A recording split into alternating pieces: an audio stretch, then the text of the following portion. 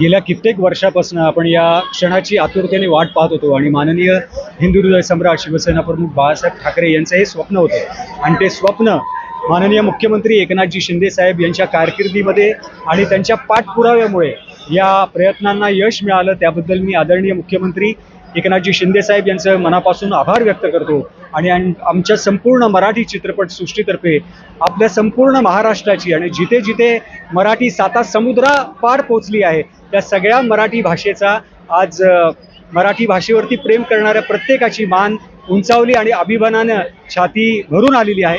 तर मी आई जगदंबेच्या कृपेने नवरात्राच्या या उत्सवामध्ये हा दर्जा मिळाला त्याबद्दल मी माननीय पंतप्रधान नरेंद्रजी मोदी यांचं मनापासून आभार व्यक्त करतो। आज आमच्या इथे महाराष्ट्र कल्चर म्हणून आम्ही एक संगीतचा छोटा कार्यक्रम ठेवलेला, तसेच भजनी मंडळ होते, विविध कार्यक्रम नवीन मित्रमंडळातर्फे होत असतात आणि तुम्ही बघाल की लोक दर्शनासाठी आवर्जून येत आहेत। मी लोकांना ही विनंती करतो की त्यांनी महाकालेश्वरचं दर्शन घ्यावं।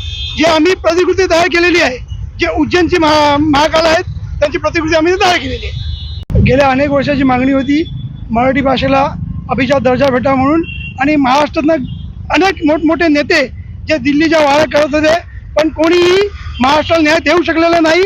आम्ही पंतप्रधान मोदी साहेबांचे खूप खूप आभारी आहोत की त्यांनी महाराष्ट्राला अभिजात दर्जा दिलेला आहे।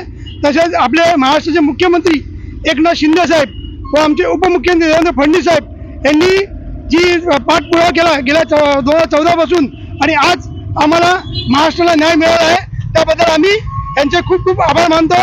मोदीजींनी असंच काम करावं आणि प्रत्येक समाजाला न्याय द्यावा अशी मी विनंती करतो। आज काय कार्यक्रमाचं